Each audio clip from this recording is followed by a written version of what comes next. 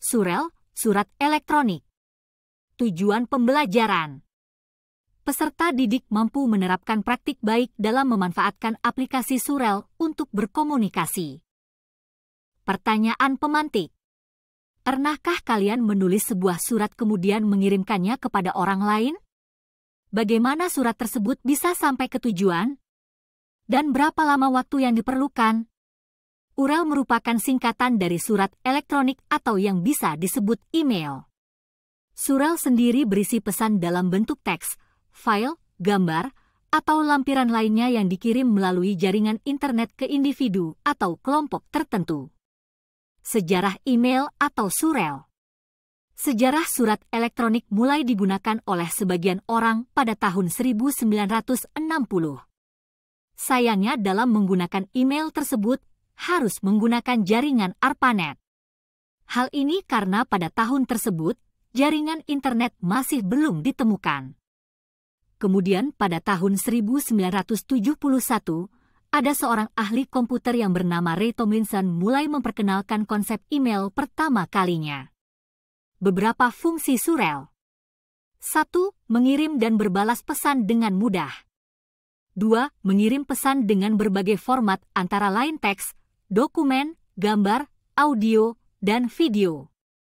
3. Untuk memenuhi salah satu syarat pendaftaran di segala website. 4. Untuk media promosi sebuah produk. 5. Sebagai identitas pemilik. 6. Sebagai media komunikasi secara tertulis yang murah, mudah, dan cepat. Syarat yang harus diperhatikan dalam menggunakan surel yaitu 1. Email harus memiliki nama pengguna yang diikuti dengan ikon @ Kemudian, diikuti juga dengan nama domain. 2. Nama pengguna tidak boleh lebih dari 64 huruf. Lalu, nama domain tidak boleh lebih dari 254 huruf. 3. Beberapa developer surel tidak mengizinkan spasi dan karakter khusus, seperti 4. Nama pengguna dan alamat email secara keseluruhan tidak dapat dimulai atau diakhiri dengan titik. Jenis-jenis surel. 1. Popmail. Popmail merupakan layanan email yang memanfaatkan Internet Service Provider sebagai penghubungnya. Keunikan dari Popmail sendiri adalah bisa membuka email meskipun dalam keadaan tidak terhubung dengan jaringan internet. Untuk dapat mengakses Popmail, Anda harus memiliki email klien seperti Mozilla Thunderbird.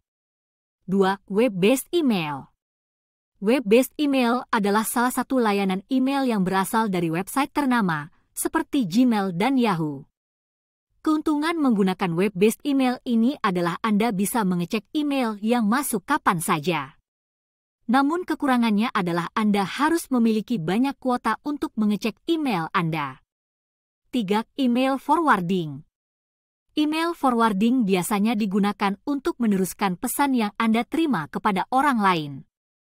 Kegiatan ini dapat Anda lakukan tanpa harus memperlihatkan pengirim email yang asli. Namun layanan ini hanya bersifat perantara dan membutuhkan waktu pengiriman yang cukup lama. Jika ingin mengirim atau menerima email, maka kamu harus membuat surel yang disediakan oleh beberapa developer. Saat ini, kamu bisa membuat alamat surel melalui Microsoft Outlook, Mozilla Thunderbird, Yahoo, dan Gmail. Lalu bagaimana cara menggunakan surel? Aktivitas kelompok.